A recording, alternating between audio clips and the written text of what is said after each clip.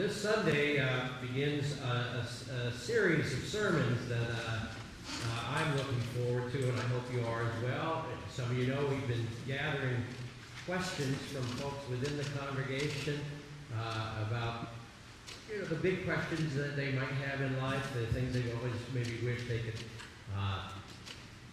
think a little bit more about or entertain more thoughts about.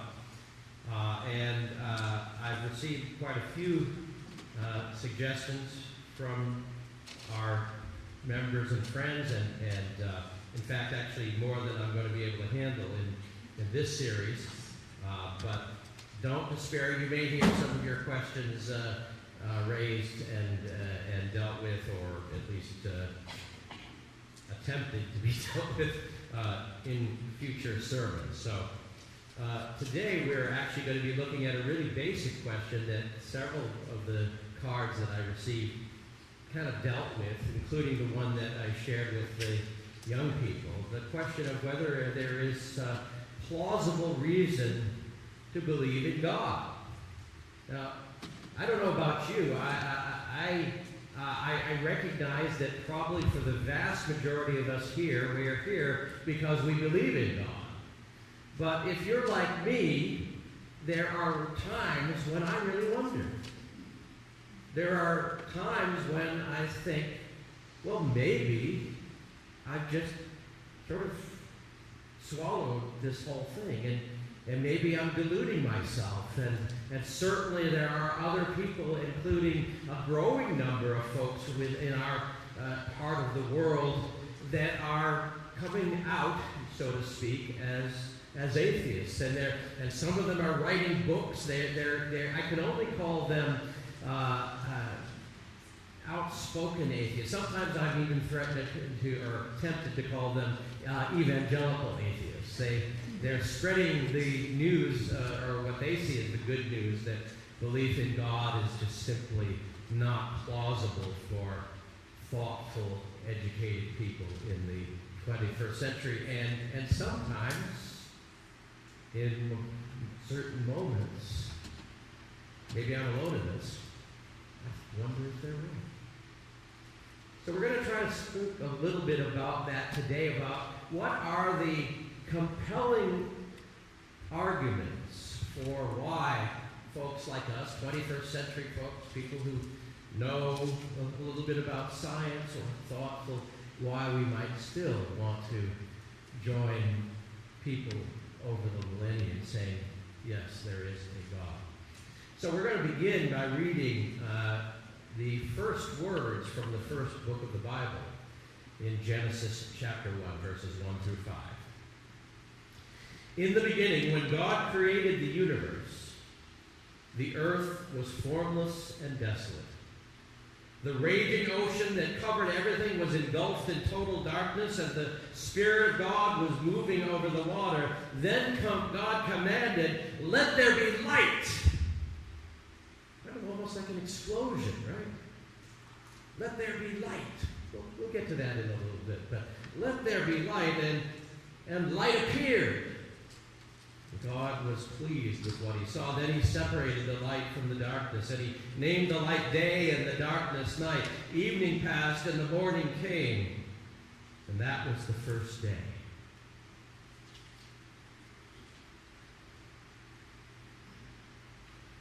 So how about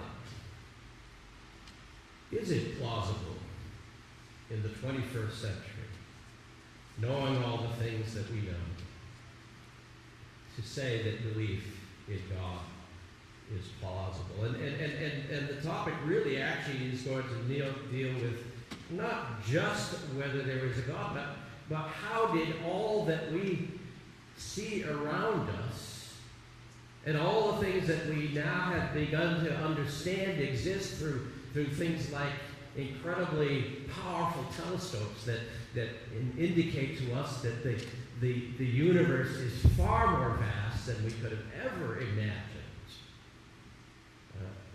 How did all of that come to be? Because this really is a God question, isn't it? Either there was nothing, and the atheists are correct about that, or there was something, and we may not know exactly what that something is like, but there is something, someone who created everything there is, who we, in the Christian and Jewish faith and in many other faith traditions, would call God.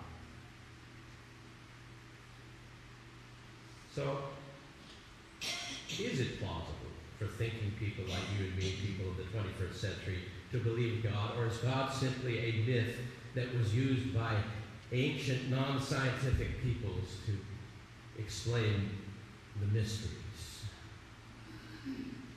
I want to suggest to you this morning, and I don't suppose you'll be surprised when I say this, I want to suggest to you this morning that there are lots of reasons why thinking people can and should believe in God. But since we only have a few minutes this morning, I can only cover 3 of the major arguments for the existence of God, and I hope you'll bear with me because this might be just a little longer than I like to think I usually go.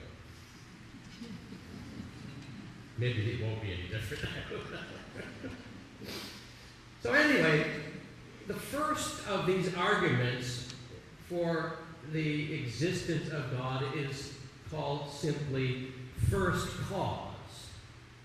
It is the theistic answer to the question, where did we come from and how did we get here?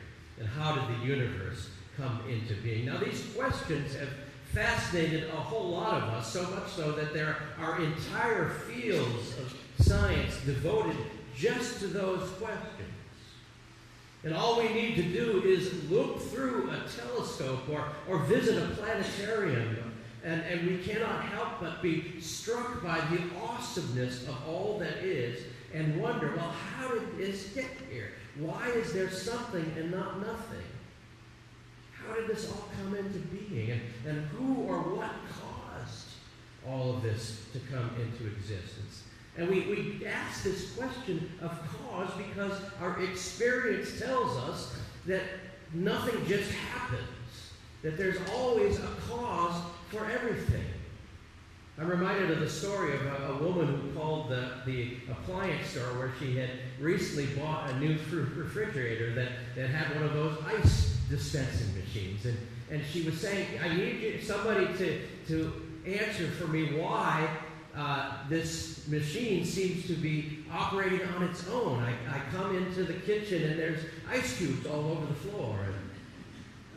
And what's going on? Why is this spontaneously creating ice cubes and littering my floor with them? And so they sent in a technician to come and take a look at it, and the technician couldn't find anything wrong with it.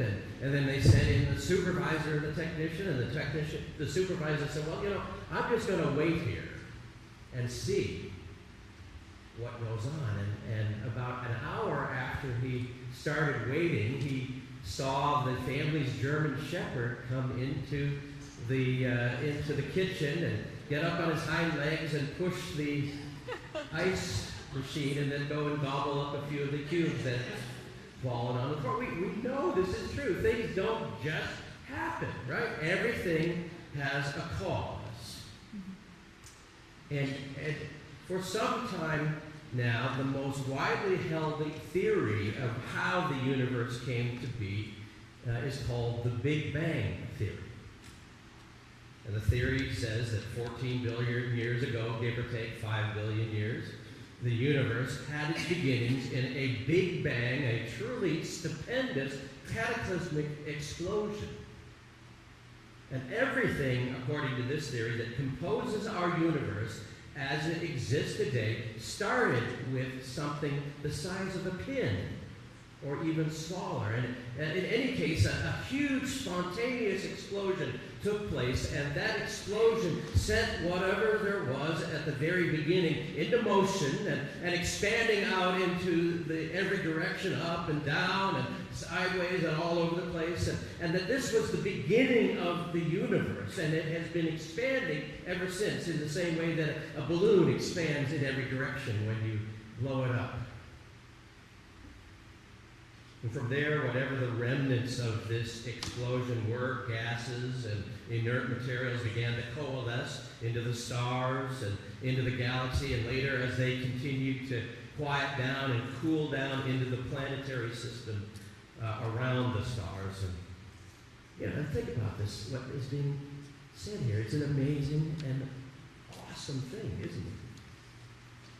But it gets even more awesome because even now astronomers tell us these stars, as they are grouped together in clusters of galaxies and galaxy clusters, are moving at an astronomical rate through space. We're just one little speck in the Milky Way galaxy, which is 155,000 light years across, with 200 billion suns, and the Milky Way galaxy itself is just a little tiny speck in an ever-expanding universe. We're actually getting even smaller in some senses as the universe expands. And all of this, billions and billions of stars and planets came from this one big bang. Now, I can buy that. It makes sense, up to a point, at least. And here's that point. How can anything come out of nothing? Like I said before, everything has to have a cause. A wedding cake doesn't just pop out of the pan. The theory that everything in our universe just sort of popped into being without anyone to light the fuse is like saying a cake just popped out of the pan. But let's take away the pan because the pan doesn't exist either. I don't know about you, but to me it takes a great deal more faith to believe that everything that exists happened by accident, and not only by accident, but all by itself, with no one to put the fuse there, without any explosive material and anyone to light the fuse. So that's one argument, the first cause argument. Another argument for God's existence springs from the design of just looking at our own planet. Because that's really why we're asking all of these questions. And we're fascinated, of course, by the huge universe, and that's awesome, but we also really want to know why we're here, right? And so now we want to spend a little time thinking about our planet and the way that the design of our planet seems to indicate an intelligent force that created it. See, scientists tell us that about 4 billion years ago, the Earth was formed when the gases around the sun that was beginning to form began to cool and coalesce into what are now the planets of our solar system, and that this third planet from the sun began to cool down enough, and amazingly, miraculously, according to scientists who don't even believe in God, this planet managed to have just the right stuff to sustain carbon-based life. It had all the necessary building blocks to sustain life, and it was just the right proximity to the sun to allow an atmosphere with the temperature that could maintain life. It was stable. Something that I learned as I did some research for this sermon is that, and it just blew my mind. Maybe you already know this, but what I learned that I didn't really understand before is that if our planet were 1 foot closer or farther away from the sun, we wouldn't be here. Can you imagine that? A planet as big as ours, all it takes is 1 foot closer or 1 foot farther away, and the conditions that would enable this planet to sustain all that is here couldn't happen. That blows my mind. But it gets even more amazing when you think about this reality that the scientists call the anthropic principle, which means that simply that things are the way they are because it appears that the universe as a whole is designed to support life with us, human life, at the pinnacle. Now, I would parenthetically say, of course, this is what the Bible says. That it's no accident that we came to be here, and that what exists was that designed for our benefit. You know, and scientists scratch their heads at the fact that out of the billions of stars and planets, we can see there isn't a single one that had our combination of elements to sustain life. And then what the scientists tell us, particularly those who don't believe in God, who is involved in this process, is that 2 or 3 billion years after the earth began to form and the atmosphere began to coalesce, out of the primordial soup of water and minerals charged with electricity, maybe from lightning, maybe from something else, all of these things work together to form amino acid strings. Now that's an amazing stretch when you think about it. But let's just say for the sake of argument that this is just that these amino acid strings came into being all by themselves. And then say that as we fast forward several hundred million years, then that these strings of amino acids began to join together and become strands of amino acids. And then through that, over fast forwarding a few more hundreds of millions of years, those strands became simple single-celled organisms, and which then over another fast forward of hundreds of million years would become multi-celled organisms that again fast forward ultimately to million-celled organisms, and then to fast forward again, us, who have millions and billions of cells and are more complex than anything that human beings have ever been able to devise on their own. It's you who are the most complex living organism, more complex than any computer we can ever dream of, with billions of cells, each one of us different and unique. We are an amazing thing. We can't create ourselves. We can't recreate the human being. We can't design anything quite like us. And all of this happened, so some scientists tell us, just by chance, on its own. Now, most of this scenario, like I said, seems at least plausible, and there's a fair amount of scientific evidence to support it. But to believe that it all happened by chance requires a leap of faith that defies description. So let me offer a metaphor that I think is an apt one for our purposes. Suppose I wanted to create a laptop computer. So I would take a box and I would put some silica and some iron ore and a few other ingredients that I could find in the ground. Now, how long do you think it would take for me if I were just to shake that box for that all to become a laptop computer? If I shook it for 100,000 years, do you think that would be enough? Shaking away. Or how about if I did it for 5 billion years? Do you think that would be enough for that stuff to just suddenly become a laptop computer? And you realize that you and I are infinitely more complex than that laptop computer. Like I said, to think that you and I in all our complexity could come into being without anyone giving any thought to our design, without anyone becoming involved along the way. Now, for me at least, that requires more faith than I have. Perhaps that's why many scientists are, after years of dismissing the experience or the existence of God as creator, are coming to the conclusion that there really isn't any other possible explanation. You know, a lot of scientists are becoming believers in God. Not all of them by any stretch, don't get me wrong, but many of them are. I want to share with you a comment from one of the astronomers. I should say some are being kicked, dragged, kicking and screaming, but still heading there. But I want to share with you a comment from one of the astronomers who founded the Goddard Institute at NASA, Dr. Robert Jasper. Here's what he said. He says, "It's as though for the scientist who has lived by his faith in the power of reason, the story, the search for our origins, ends like a bad dream. He has scaled the mountains of ignorance. He is about to conquer the highest peak of discovering how our origins came about. He finally pulls himself over the last rock, where he is greeted by a band of theologians who have been sitting there for centuries."